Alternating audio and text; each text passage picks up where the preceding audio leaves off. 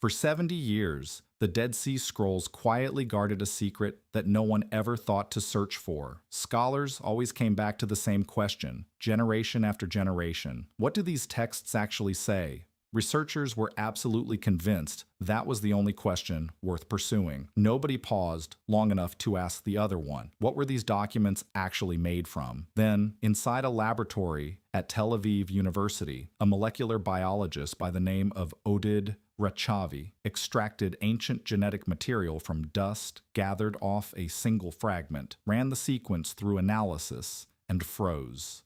The creature whose skin had been turned into that piece of parchment could not possibly have been alive anywhere close to the cave where the fragment was found. Not for a season, not even for a single day. And that one impossible finding was about to shake apart everything scholars thought they knew about the most celebrated manuscripts on the planet. This is a sample taken from one of the major scrolls. There are 5 of them, remarkably well preserved given that they spent centuries inside a cave. To grasp why that result carried such enormous weight, you need to go back to where everything started, to a hillside overlooking the Dead Sea, and a shepherd who had absolutely no idea he was on the edge of changing history forever. A stone tossed into darkness. In 1947, a young Bedouin shepherd named Muhammad Adib threw a rock into a cave near the Dead Sea's shore. He was out looking for a missing goat when he heard something break apart inside. Curious, he crawled in and discovered ancient clay jars that had been sealed for centuries, containing leather scrolls wrapped with care in linen cloth. He had no way of knowing what he had just stumbled upon. Neither did anyone else, not yet. He had simply been hunting for a lost animal. When he came to the cave entrance, he lobbed a stone inside just to see whether the goat might come scrambling out. What he had actually found would go on to become the single most significant archaeological discovery of the entire 20th century. The oldest biblical manuscripts known to exist, some stretching back more than 2,000 years. Between 1947 and 1956, roughly 25,000 fragments representing nearly 1,000 individual manuscripts were recovered from 11 caves near the ruins of Qumran. Among them were the earliest known copies of Genesis, Isaiah, and Psalms, alongside sectarian rulebooks, hymns, and apocalyptic visions. These texts spanned a period from around 250 BCE all the way to 68 CE, the single most turbulent stretch in the histories of both Judaism and the earliest Christian movement. Sealed away inside the dry Judean desert, these scrolls had quietly outlasted the Second Temple, outlasted Rome, outlasted every empire that had risen and crumbled across 2,000 years above them. But when scholars finally cracked them open, the texts did not offer up easy answers. Instead, they delivered questions that would take 7 full decades just to begin working through. Where had they originated? Who had actually written them? Why had they been concealed in this particular corner of the desert? For most of those 70 years, scholars were confident they had it all worked out. They were mistaken. The theory that endured for decades went like this. Researchers from institutions all around the world pored over every visible detail these fragments had to offer, armed with nothing but their eyes, their training, and their instincts. They compared handwriting stroke by careful stroke.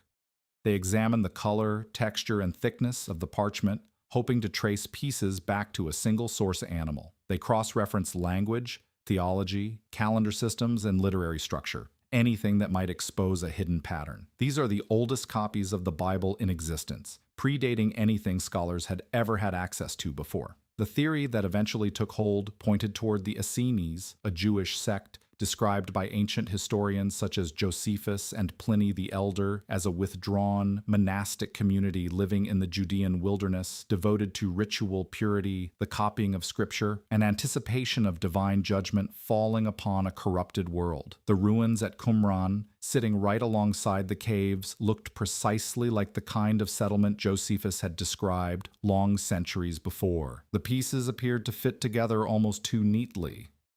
The sectarian writings portrayed a self-contained religious community operating under its own leadership structure, its own set of laws, and a solar-based calendar that stood in sharp opposition to the lunar calendar maintained by Jerusalem's priesthood. It amounted to a direct theological confrontation with the temple's ruling establishment. The apocalyptic manuscripts crackled with fierce hostility toward that very establishment. The War Scroll, which laid out a final cosmic battle between the sons of light and the sons of darkness, read precisely like the kind of document a breakaway religious group would write to make meaning out of being pushed to the fringes of mainstream Jewish society. The conclusion seemed bulletproof. The Essenes had settled at Qumran, copied their scriptures on that site, and when Rome crushed the Jewish revolt in 68 CE, they sealed their library inside the surrounding caves to protect it. For decades, that version of events stood as the accepted truth. It was taught in seminaries, displayed in museum exhibitions, and repeated across documentary after documentary. The Dead Sea Scrolls were the Essenes' private collection. End of discussion.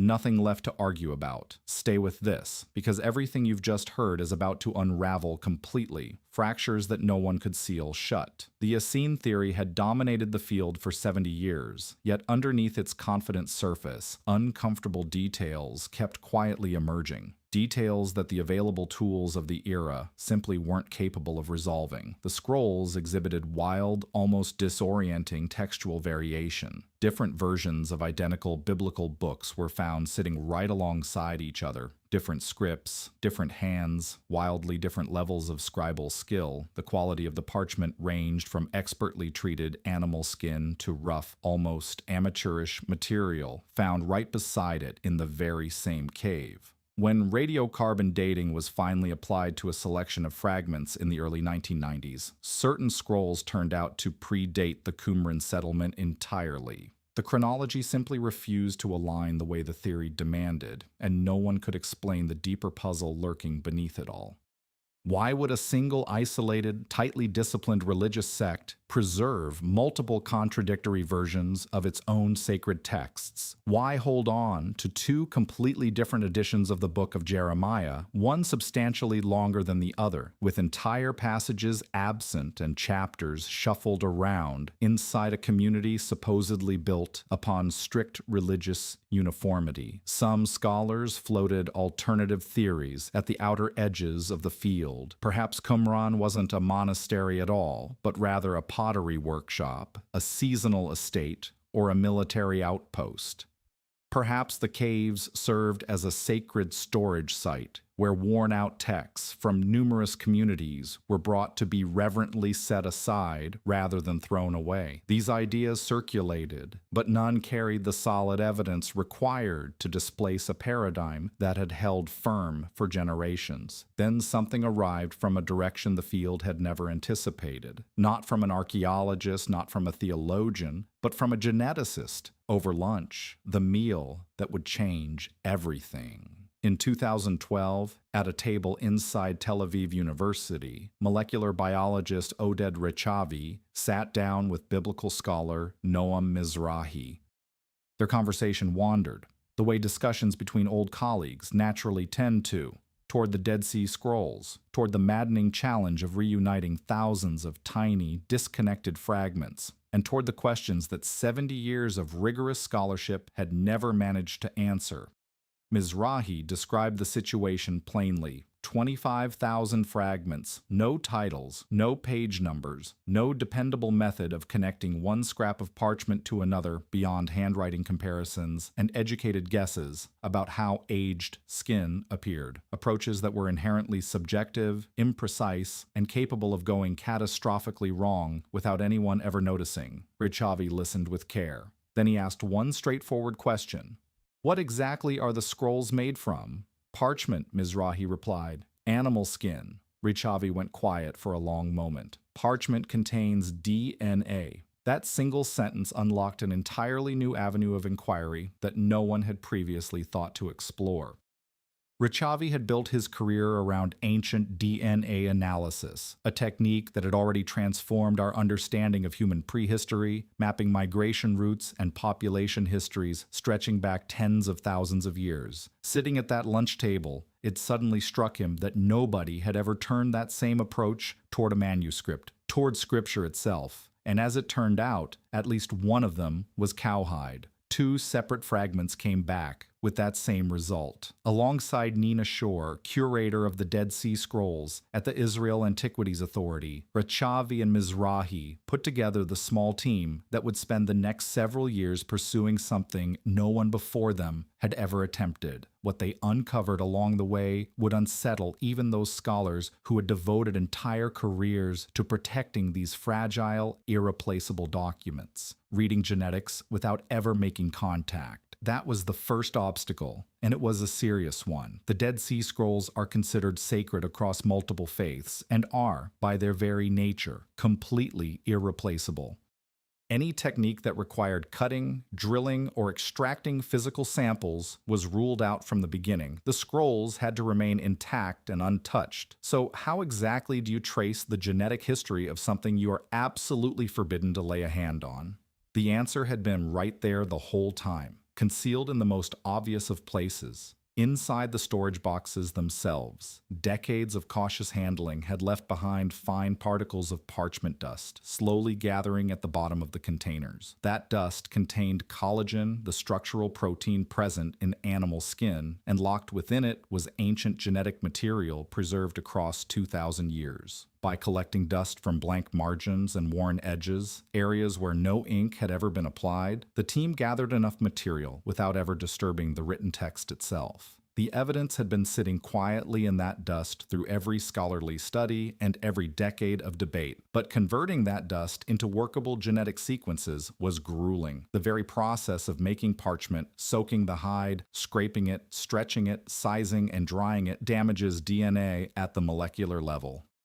The iron-based inks applied to many scrolls are chemically corrosive on their own, and beyond all of that, the scrolls spent 2,000 years inside desert caves before being handled by hundreds of researchers across the following 70 years, each one potentially introducing traces of modern contamination. The team operated inside dedicated ancient DNA facilities that looked far more like clean rooms than archives, complete with full protective suits, positive air pressure, and ultraviolet sterilization. They developed rigorous authentication protocols to confirm their findings were genuinely ancient rather than the product of modern contamination, searching for molecular decay patterns that only build up over centuries, running samples through multiple independent extractions and cross-checking every result across separate laboratories. It took years of work, hundreds of samples, and repeated failure before they finally assembled reliable genetic sequences from dozens of fragments. And when Reshaped sat down to study what those sequences were actually telling him, he reached for his phone. Most fragments matched expectations without any surprises. Sheepskin, the standard material used throughout ancient Judea, sourced from an animal perfectly suited to surviving in the harsh desert conditions around Qumran. But a small number of fragments came back as something else entirely, something that had no business being there at all: cowhide. Mizrahi stared at that result for a long time. He knew Qumran deeply, the texts, the landscape, the long and complicated history of the site, and he sat with that data in silence before saying a word to anyone. Because cow parchment at Qumran was not simply an anomaly you could footnote and move past. It was physically and geographically impossible. Qumran sits deep in the Judean desert alongside the Dead Sea, one of the most punishing and arid environments anywhere on Earth. Sheep and goats can manage there. They were designed for dry terrain, for scarce water, for tough scrub vegetation that would leave most other livestock starving. Cattle simply cannot manage any of that. A single cow requires dozens of gallons of water each day, along with substantial grazing land just to survive, let alone flourish. There was no way a community living at Qumran could have also kept cattle anywhere nearby. Cowhide parchment simply could not have been produced out there in that desert. Full stop, which meant any scroll written on cowhide had come from somewhere else entirely, somewhere with genuine water sources and actual grassland. The theory wasn't slightly off, it was flat out wrong. Wrong in a way that a single cow made completely impossible to deny. When that result landed on Penina Shore's desk at the Israel Antiquities Authority, she stopped reading and just sat with it. She had devoted her whole career to being the custodian of these fragments. She knew the dust inside those storage boxes more intimately than most people know the rooms of their own houses. She read through the finding twice, slowly, making sure she understood it properly. She would later describe it as feeling like the floor had shifted under her. That this wasn't just a challenge to the Essene theory, but to the entire framework scholars had constructed for understanding what the Dead Sea Scrolls truly were. And the cowhide wasn't scattered randomly across the collection, which would have been unusual enough on its own. It clustered around specific texts, specific versions of specific books. And that is precisely where the genetics become even stranger. Fingerprints hidden inside the parchment. Here is what the team could now do that nobody before them had ever been able to do. By comparing genetic markers across different parchment samples, they could establish whether separate fragments had come from the very same individual animal. Two pieces of parchment made from one sheep carry nearly identical mitochondrial DNA. Two pieces from different sheep simply do not. For 70 years, matching fragments had depended entirely on guesswork. Now, for the very first time, there was hard genetic evidence, actual fingerprints written into the material itself. Take the book of Jeremiah as the clearest illustration of this. Two dramatically different versions of it survive among the scrolls. One resembles the familiar Hebrew Bible read today, longer, with its chapters arranged in the standard expected sequence.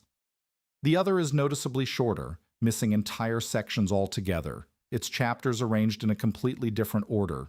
Before 1947, the earliest Hebrew manuscripts of the Old Testament available to scholars anywhere dated only to around 1000 CE. And for decades after their discovery, experts argued endlessly over what these divergent versions actually meant. An early draft, perhaps, or a later theological revision, or simply a scribal error.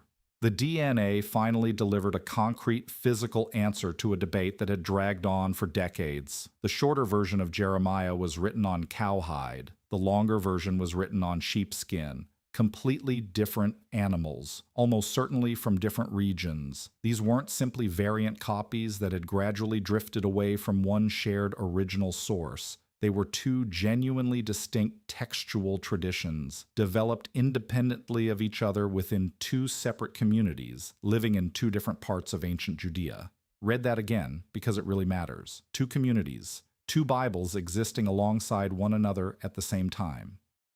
The team then ran the same analysis on the Songs of the Sabbath Sacrifice, a liturgical text describing angelic worship inside the heavenly temple, with copies found at both Qumran and at Masada, the mountaintop fortress, where Jewish rebels made their last stand against Rome in 73 CE.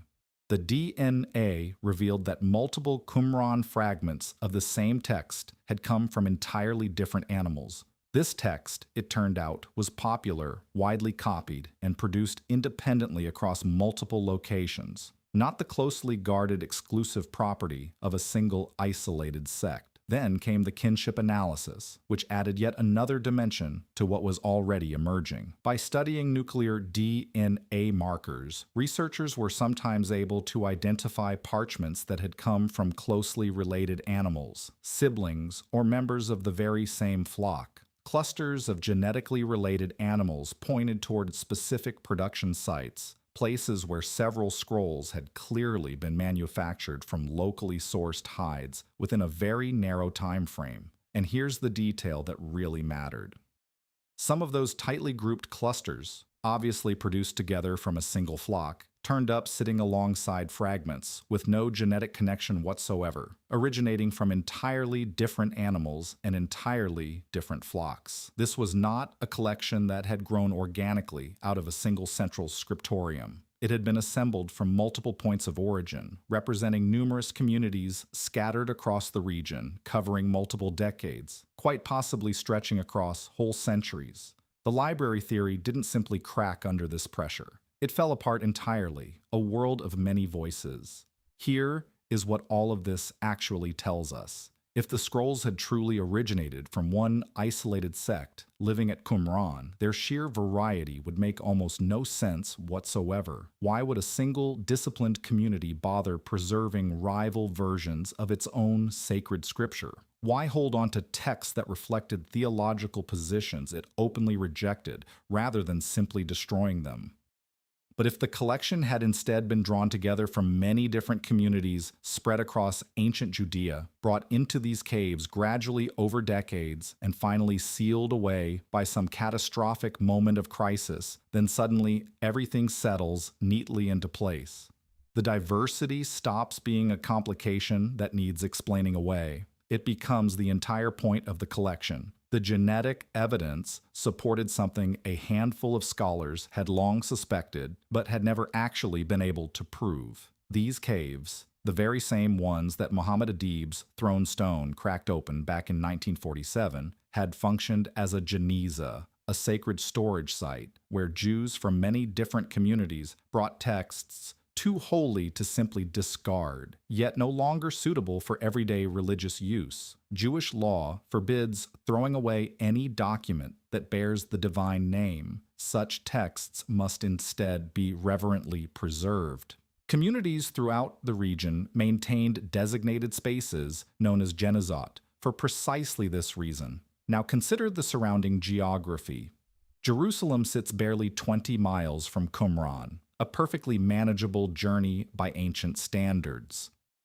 When Rome laid siege to the city between 68 and 70 CE, Jews fleeing that destruction may well have carried whatever sacred scrolls they could salvage out into the desert, adding them to a collection that other communities had already been depositing there for generations. Family scrolls, synagogue scrolls, fragments of an entire world being rescued as everything familiar collapsed around them. These caves, then, were not the private archive of one monastic order living cut off from the world. They were a shared sacred repository belonging to the whole of ancient Israel. And the cowhide fragments prove something even more specific about how that library had come together. That texts were physically traveling between distant regions, carried from wetter, more fertile lands to the north or west, deep into the heart of the Judean wilderness. This was not a closed, inward-looking community guarding its own private truth. It was a living, breathing network of Jewish communities exchanging texts, ideas, and religious practice across genuine geographic distances. What that means for the origins of Christianity is genuinely remarkable.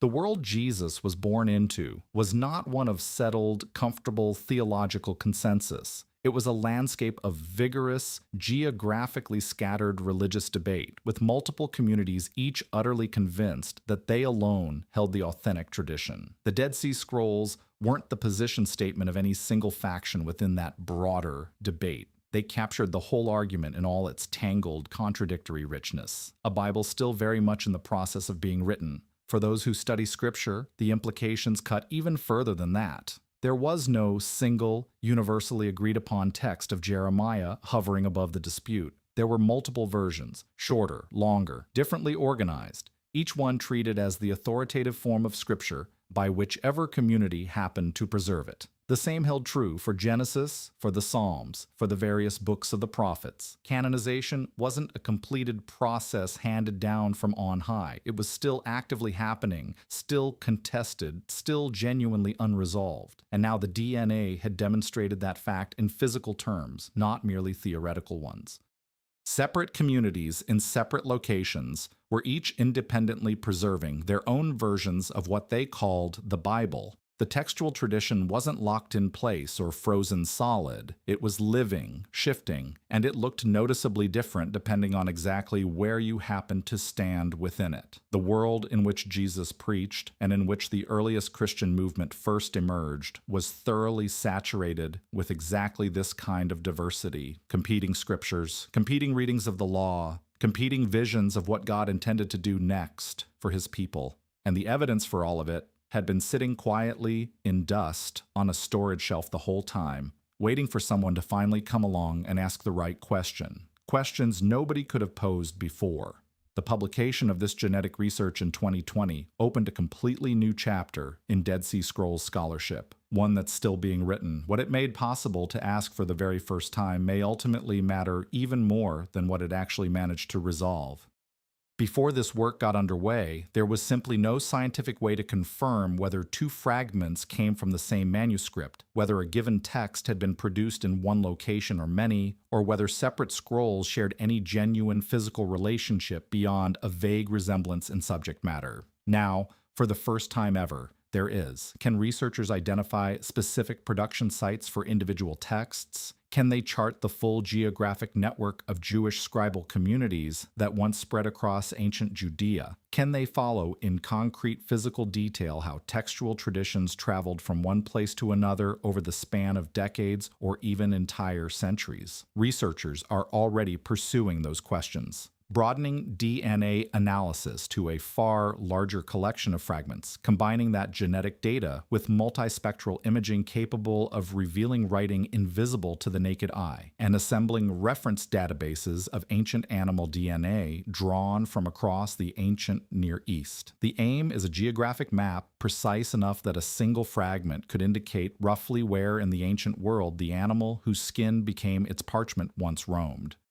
The work of reading the Dead Sea Scrolls, in other words, is far from over. In many respects, it's only just now genuinely beginning the story, written in the skin. This genetic breakthrough represents something considerably larger than resolving one narrow archaeological dispute. For 70 years, brilliant and dedicated scholars examined these texts using every tool at their disposal, deciphering ancient scripts letter by letter, translating difficult and obscure dialects, painstakingly piecing together pages ravaged by 2,000 years of time and deterioration. That work was real, meaningful, and entirely irreplaceable. But certain questions remained permanently beyond reach, no matter how carefully anyone looked. Handwriting analysis is by its very nature subjective. Comparing parchment through visual inspection alone is imprecise. Textual criticism can identify patterns in the writing, but it cannot always prove conclusively whether those patterns arose from a single community or from many communities scattered broadly across a wider region.